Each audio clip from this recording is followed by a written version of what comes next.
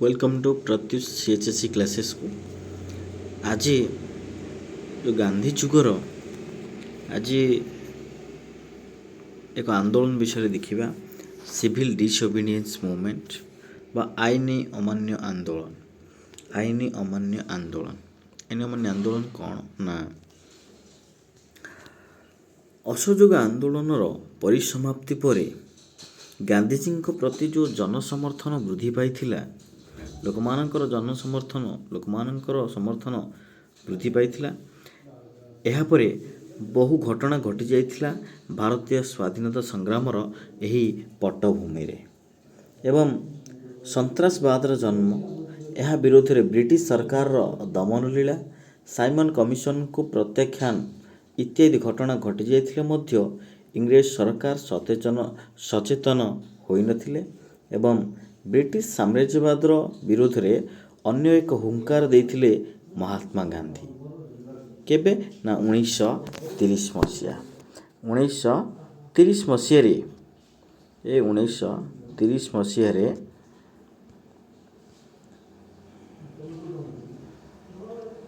महात्मा गांधी अपरपक्षे एक हुंकार देथिले जोटा कि आईन अमान्य आंदोलन माध्यम यह बहु परिमाण रे इंग्रेज सरकार सम्मान को क्षुण्ण करथिला ए भारत वर्ष रे एवं अपर पक्षरे गांधीजी परिगणित होइथिले भारतर एक अप्रतिद्वंदी नेता रूपे तेबे ए आईन अमान्य आंदोलन संपर्कित किछि घटना रही एवं तार एमसीक्यू किछि डिस्कशन करवा से एमसीक्यू डिस्कशन रे जो ओडिशार भूमिका मध्य रहउथिला तो से विषय संपर्कित किछि प्रश्न उपर आमे आज आखि पकाइबा। तो प्रथम प्रश्न देखिबा केउंठारे भारतीय जातीय कांग्रेस रो अधिवेशन रे साइमन कमिशन को वर्जन करबा पई स्थिर कर जायतला केउंठारे साइमन कमिशन को वर्जन करबा पई स्थिर कर जायतला माड्रास राइट आंसर। तेबे परवर्ती साइमन कमिशन भारतर केउ शहर रे पहुंचीथिले साइमन कमिशन जो गोटे कमिशन गठन होइथिला सेई कमिशन रे से कमिशनटी केउ शहर रे भारतर प्रथम केउ शहर रे आसिकी पहुंचीथिले केउ शहर रे पहुंचीथिले मुंबई रे आसिकी पहुंचीथिले।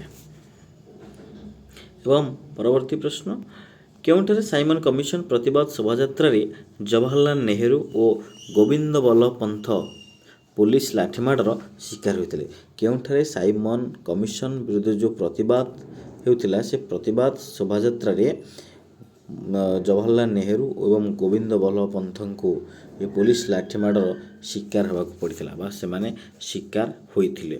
तो केउंठारे से को स्थान रे ना लखनऊ स्थान रे केउंठारे साइमन कमिशन विरोधी शोभायात्रा नेतृत्व नेउथिला बेले लाला लजपत राय पुलिस जो लाठी प्रहार हला से लाठी प्रहार द्वारा तांकर छाती रे गंभीर भाव में आघात प्राप्त होइथिले किए ना लाला लजपत राय ताले से जो साइमन कमिशन विरोधी होइथिला जो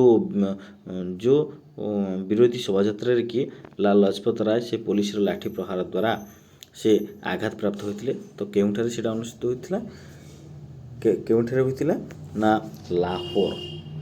लाहोर ठारे। तेबे परवर्ती प्रश्न लखनऊ ठारे जो साइमन कमिशन विरोधी शोभायात्रा पुलिस लाठीमाडर शिकार होइथिले लखनऊ ठारे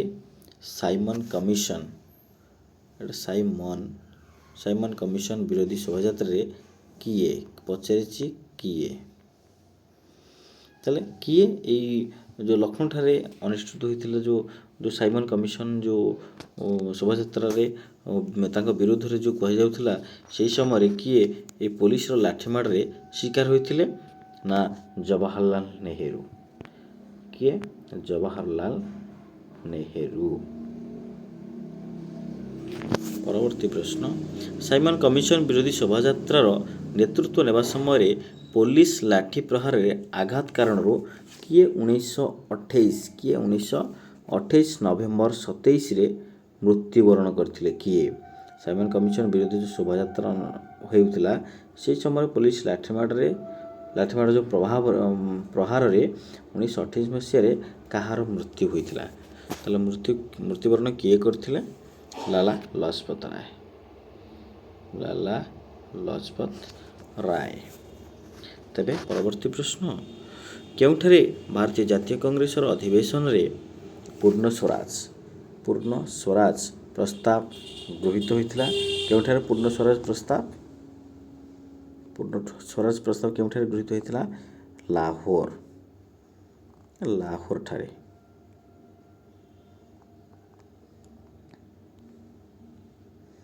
କେଉଁଠାରେ? ନା ଲାହୋରଠାରେ। ତେବେ ପରବର୍ତ୍ତୀ ପ୍ରଶ୍ନ, ପୂର୍ଣ୍ଣ ସ୍ୱରାଜ ଯେଉଁ ପ୍ରସ୍ତାବ ରହିଲା ଏହି ପ୍ରସ୍ତାବ ଅନୁମୋଦନ କରିଥିବା ଭାରତୀୟ ଜାତୀୟ କଂଗ୍ରେସର ଅଧିବେଶନରେ କିଏ ଅଧ୍ୟକ୍ଷତା କରିଥିଲେ? ପଣ୍ଡିତ ଜବାହରଲାଲ ନେହେରୁ ଅଧ୍ୟକ୍ଷତା କରିଥିଲେ। ତେବେ ପରବର୍ତ୍ତୀ ପ୍ରଶ୍ନ ଦେଖିବା, ଭାରତୀୟ ଜାତୀୟ କଂଗ୍ରେସର ଲାହୋର ଅଧିବେଶନରେ କେଉଁ ତାରିଖକୁ ଭାରତର ପ୍ରଥମ ସ୍ୱାଧୀନତା ଦିବସ ରୂପେ ପାଳନ କରିବା ପାଇଁ ଘୋଷଣା କରାଯାଇଥିଲା? କେଉଁ ତାରିଖକୁ ଭାରତର ପ୍ରଥମ ସ୍ୱାଧୀନତା ଦିବସ ରୂପେ ପାଳନ କରିବା ପାଇଁ ଘୋଷଣା କରାଯାଇଥିଲା? ନା ଜାନୁଆରୀ 26, 1930 ମସିହା ହେଉଛି ରାଇଟ୍ ଆନ୍ସର। ତେବେ ପରବର୍ତ୍ତୀ ପ୍ରଶ୍ନ, କେଉଁଠାରେ ଭାରତୀୟ ଜାତୀୟ କଂଗ୍ରେସ ଅଧିବେଶନରେ ଆଇନ ଅମାନ୍ୟ ଆନ୍ଦୋଳନ ଆରମ୍ଭ କରିବା ପାଇଁ ପ୍ରସ୍ତାବ ଗ୍ରହଣ କରାଯାଇଥିଲା? କେଉଁଠାରେ ଯେଉଁ ଭାରତୀୟ ଜାତୀୟ କଂଗ୍ରେସର ଯେଉଁ ଅଧିବେଶନ ଉଠିଲା କେଉଁଠାରେ? ନା ଲାହୋରଠାରେ। ଏବେ ପରବର୍ତ୍ତୀ ପ୍ରଶ୍ନ, ଗାନ୍ଧିଜୀ ସାବରମତୀ ଠାରୁ କେବେ ଦାଣ୍ଡି ଯାତ୍ରା ଆରମ୍ଭ କରିଥିଲେ? ମହାତ୍ମା ଗାନ୍ଧୀ କେବେ ଏହି ସାବରମତୀ ଠାରୁ ଦାଣ୍ଡି ଯାତ୍ରା ଆରମ୍ଭ କରିଥିଲେ? ନା ମାର୍ଚ୍ଚ 12,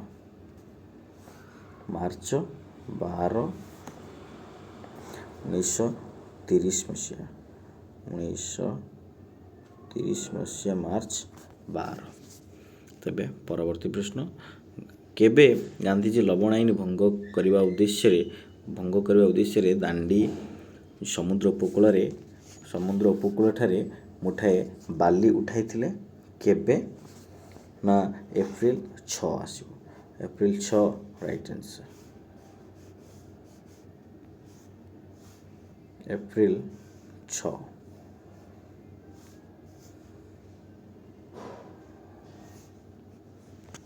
ତେବେ ପରବର୍ତ୍ତୀ ପ୍ରଶ୍ନ, କେବେ ଆଇନ ଅମାନ୍ୟ ଆନ୍ଦୋଳନର କାର୍ଯ୍ୟକ୍ରମ ଘୋଷଣା କରାଯାଇଥିଲା? କେବେ ଏହି ଆଇନ ଅମାନ୍ୟ ଆନ୍ଦୋଳନର କାର୍ଯ୍ୟକ୍ରମ ଘୋଷଣା କରାଯାଇଥିଲା? କେବେ ଘୋଷଣା କରାଯାଇଥିଲା? ନା ଏପ୍ରିଲ 9 ତାରିଖ। ଏପ୍ରିଲ 9 ତାରିଖରେ ଘୋଷଣା କରାଯାଇଥିଲା। ତେବେ ପରବର୍ତ୍ତୀ ପ୍ରଶ୍ନ,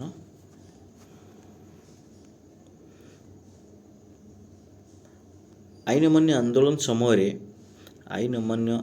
ସମୟରେ ଜନତା କେଉଁଠାରେ ଜଙ୍ଗଲ ଆଇନ ଅମାନ୍ୟ କରିଥିଲେ? କେଉଁଠାରେ ଜଙ୍ଗଲ ଆଇନ ଅମାନ୍ୟ କରିଥିଲେ? ମହାରାଷ୍ଟ୍ରଠାରେ ଆଇନ ଅମାନ୍ୟ କରିଥିଲେ, ଜଙ୍ଗଲ ଆଇନ ଅମାନ୍ୟ। ତେବେ ପରବର୍ତ୍ତୀ ପ୍ରଶ୍ନ ଦେଖିବା। ଆଇନ ଅମାନ୍ୟ ଆନ୍ଦୋଳନର ନେତୃତ୍ୱ ନେଇଥିବାରୁ କାହାକୁ 1932ରୁ 1947 ମସିହା ପର୍ଯ୍ୟନ୍ତ ଆସାମରେ କାରାରୁଦ୍ଧ କରାଯାଇଥିଲା? କାହାକୁ? ନା ରାଣୀ ଚୌଧୁଲିଓ। Right answer. ପରବର୍ତ୍ତୀ ପ୍ରଶ୍ନ। କେବେ ବ୍ରିଟିଶ ସରକାର ପ୍ରଥମ ଗୋଲଟେବୁଲ ବୈଠକ ଡକାଇଥିଲେ? ବ୍ରିଟିଶ ସରକାର କେବେ ପ୍ରଥମ ଗୋଲଟେବୁଲ ବୈଠକ କେବେ ଅନୁଷ୍ଠିତ ହୋଇଥିଲା? ପ୍ରଥମ ଗୋଲଟେବୁଲ ବୈଠକ କେବେ ଡକାଯାଇଥିଲା? ନା 1930, 1931, 1932, 1932।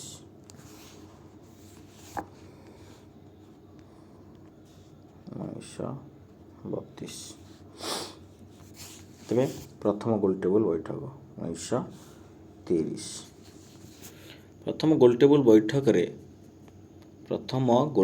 ବୈଠକରେ କଂଗ୍ରେସର କୌଣସି ପ୍ରତିନିଧି ଯୋଗ ନ ଦେବାରୁ କେବେ ଗାନ୍ଧିଜୀଙ୍କ ସମେତ କଂଗ୍ରେସର ଅନ୍ୟ ତୁଙ୍ଗ ନେତାମାନଙ୍କୁ କାରାଗାରରୁ ମୁକ୍ତ କରାଯାଇଥିଲା? ବୈଠକ ଯେଉଁ କଂଗ୍ରେସର କୌଣସି ପ୍ରତିନିଧି ଯୋଗ ଦେଇନଥିଲେ, ତ ଗାନ୍ଧିଜୀଙ୍କ ସମେତ କଂଗ୍ରେସର ଅନ୍ୟ ତୁଙ୍ଗ ନେତାମାନଙ୍କୁ କାରାଗାରରୁ ମୁକ୍ତ କରାଯାଇଥିଲା। ତେବେ ଏହାର ରାଇଟ୍ ଆନ୍ସର ହେବ 31 ଜାନୁଆରୀ, ଯେଉଁ 1931 ମସିହା ଜାନୁଆରୀରେ କାରାଗାରରୁ ମୁକ୍ତ କରାଯାଇଥିଲା। ଗାନ୍ଧୀ ଏବଂ ଲର୍ଡ଼ ଇରୱିନ୍।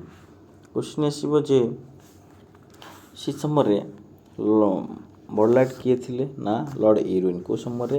ନା ଆଇନ ଅମାନ୍ୟ ଆନ୍ଦୋଳନ ସମୟରେ କିଏ ବଡ଼ଲାଟ ଥିଲେ? Lord Irwin.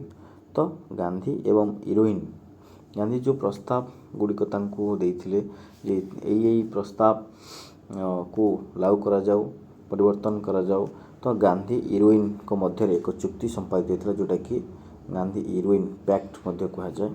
ତେବେ କେବେ ଗାନ୍ଧୀ ଇରୱିନ୍ ଚୁକ୍ତି ସମ୍ପାଦିତ ହୋଇଥିଲା?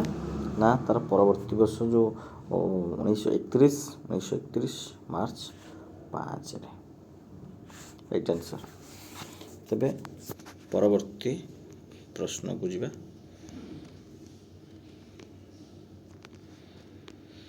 କିଏ ଦ୍ୱିତୀୟ ଗୋଲଟେବୁଲ ବୈଠକରେ ଅଧ୍ୟକ୍ଷତା କରିଥିଲେ? Ramsay McDonald. ପରବର୍ତ୍ତୀ ପ୍ରଶ୍ନ। କିଏ ଗାନ୍ଧିଜୀଙ୍କୁ ଧମକ ଦେଇ କହିଥିଲେ ତାଙ୍କ ସରକାରଙ୍କୁ ସହଯୋଗ ନ କଲେ ଭାରତୀୟମାନଙ୍କୁ ମେସିନ୍ ଗନ୍ ଓ ବୋମାରେ ଉଡ଼ାଇ ଦେବେ? କିଏ ଏହି କଥା କହିଥିଲେ? ଏ ମନ୍ତଟି କାହାର ଥିଲା? ପଞ୍ଚମ ଜର୍ଜ। କାହାର? ନା ପଞ୍ଚମ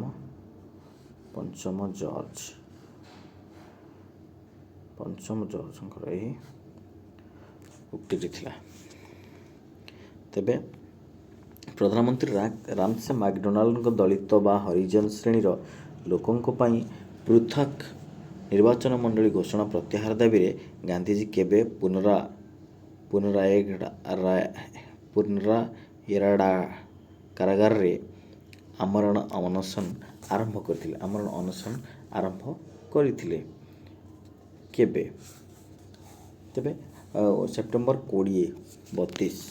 1932 ସେପ୍ଟେମ୍ବର 20ରେ ଆମରଣ ଅନଶନ ଆରମ୍ଭ କରିଥିଲେ।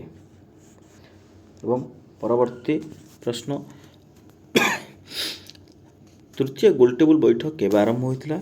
ତୃତୀୟ ଗୋଲଟେବୁଲ ବୈଠକ କେବେ ଆରମ୍ଭ ହୋଇଥିଲା? 1932 ମସିହା ନଭେମ୍ବର 17। ତୃତୀୟ ଗୋଲଟେବୁଲ ବୈଠକ କେବେ? ତେବେ ପରବର୍ତ୍ତୀ ପ୍ରଶ୍ନକୁ ଦେଖିବା। ଯେଉଁ ଫାର୍ଷ୍ଟ ରାଉଣ୍ଡ ଟେବୁଲ କନଫରେନ୍ସ ବା ପ୍ରଥମ ଗୋଲଟେବୁଲ ବୈଠକ କେବେ? ନା 1930ରେ ହେଇଥିଲା। କେଉଁଠି? ନା ଇଂଲଣ୍ଡରେ ହେଇଥିଲା। ଯେଉଁ ରାଉଣ୍ଡ ଟେବୁଲ କନଫରେନ୍ସ ସେ ଇଂଲଣ୍ଡରେ ହିଁ ଅନୁଷ୍ଠିତ ହୋଇଥିଲା। ପ୍ରଥମ RTC বা প্রথম round table conference held in 1930, second round table conference held in 1931 and third round table conference held in the year of 1932। ତ ପରବର୍ତ୍ତୀ ପ୍ରଶ୍ନ ଦେଖିବା, କେବେ ଆଇନମାନ୍ୟ ଆନ୍ଦୋଳନ ଔପଚାରିକ ଭାବେ ପ୍ରତ୍ୟାହୃତ ହୋଇଥିଲା? କେବେ? 1934 ମସିହା। 1934 ମସିହା। ପରବର୍ତ୍ତୀ ପ୍ରଶ୍ନ, କେଉଁଠାରେ 1930 ମସିହା କେଉଁଠାରେ 1930 ମାର୍ଚ୍ଚ 16ରେ ଉତ୍କଳ ପ୍ରାଦେଶ କଂଗ୍ରେସ କମିଟି ଉତ୍କଳ ପ୍ରାଦେଶିକ କଂଗ୍ରେସ କମିଟି ଓଡ଼ିଶାରେ ଆଇନ ଅମାନ୍ୟ ଆନ୍ଦୋଳନ କରିବା ପାଇଁ ନିଷ୍ପତ୍ତି ନେଇଥିଲା? ତ କେଉଁଠାରେ? ପ୍ରଶ୍ନ ପଚାରିଛି କେଉଁଠାରେ? ନା ବାଲେଶ୍ୱର। କେଉଁଠାରେ? ବାଲେଶ୍ୱର। ପରବର୍ତ୍ତୀ ପ୍ରଶ୍ନ, ଉତ୍କଳ ପ୍ରାଦେଶିକ କଂଗ୍ରେସ କମିଟି କାହାକୁ ଓଡ଼ିଶାର ଆଇନ ଅମାନ୍ୟ ଆନ୍ଦୋଳନର ନେତୃତ୍ୱ ଦେଇଥିଲେ? କାହାକୁ ନେତୃତ୍ୱ ଦେଇଥିଲେ? ନା ଗୋପବନ୍ଧୁ ଚୌଧୁରୀ। କାହାକୁ? ଗୋପବନ୍ଧୁ ଚୌଧୁରୀଙ୍କୁ ଲିଡରସିପ୍ର ଦାୟିତ୍ୱ ପ୍ରଦାନ କରିଥିଲେ।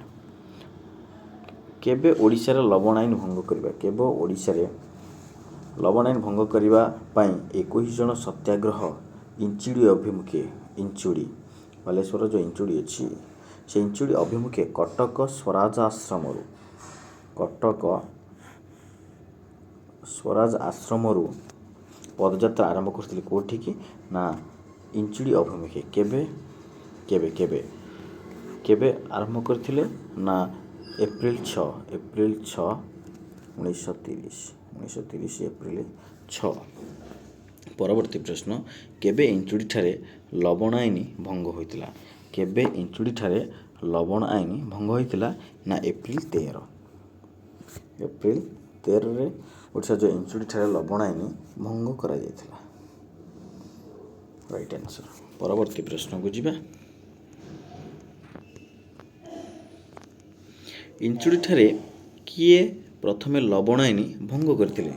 ଇଞ୍ଚୁଡ଼ିଠାରେ କିଏ ପ୍ରଥମେ ଲବଣ ଆଇନ ଭଙ୍ଗ କରିଥିଲେ? କିଏ ଲବଣ ଆଇନ ଭଙ୍ଗ କରିଥିଲେ? କେଉଁଠି? ନା ଓଡ଼ିଶା ଯେଉଁ ଇଞ୍ଚୁଡ଼ି। କିଏ କରିଥିଲେ? ଆଚାର୍ଯ୍ୟ ହରିହର ଦାସ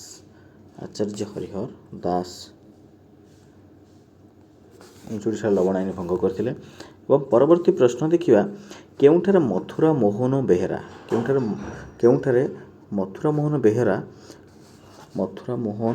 ବେହେରା ଏବଂ କରୁଣାକର ପାଣିଗ୍ରାହୀ ଏବଂ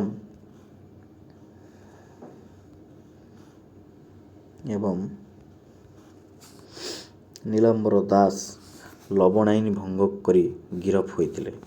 କେଉଁଠାରେ? ସେ ସ୍ଥାନର ନାମ କ'ଣ ଥିଲା? ତାହେଲେ କେଉଁଠାରେ କରିଥିଲେ? ମାର୍ଥା। କେଉଁଠାରେ? ନା ମାର୍ଥା। ଏ ହେଉଛି ରାଇଟ୍ ଆନ୍ସର। ଏହି ସ୍ଥାନରେ ଲବଣ ଆଇନ ଭଙ୍ଗ କରି ଏଇ ମଥୁରା ମୋହନ ବେହେରା, କରୁଣାକର ପାଣିଗ୍ରାହୀ, ନୀଳାମ୍ବର ଦାସ ଏଇ 3 ଜଣ ଗିରଫ ହୋଇଥିଲେ। ଏବଂ ପରବର୍ତ୍ତୀ ପ୍ରଶ୍ନ ଦେଖିବା, କୁଜଙ୍ଗଠାରେ ଲବଣ ସତ୍ୟାଗ୍ରହର ନେତୃତ୍ୱ ନେଇଥିବା ସତ୍ୟାଗ୍ରହୀମାନଙ୍କ ମଧ୍ୟରେ କିଏ ଅନ୍ତର୍ଭୁକ୍ତ ନଥିଲେ? କୁଜଙ୍ଗଠାରେ ଅନୁଷ୍ଠିତ ହୋଇଥିବା ଯେଉଁ ଲବଣ ସତ୍ୟାଗ୍ରହ, ସେଇ ଲବଣ ସତ୍ୟାଗ୍ରହର ଯେଉଁ ନେତୃତ୍ୱ ନେଇଥିବା ସତ୍ୟାଗ୍ରହୀମାନଙ୍କ ମଧ୍ୟରେ କିଏ ଅନ୍ତର୍ଭୁକ୍ତ ନଥିଲେ? କୁଜଙ୍ଗଠାରେ କିଏ? ସରଳା ଦେବୀ ନଥିଲେ।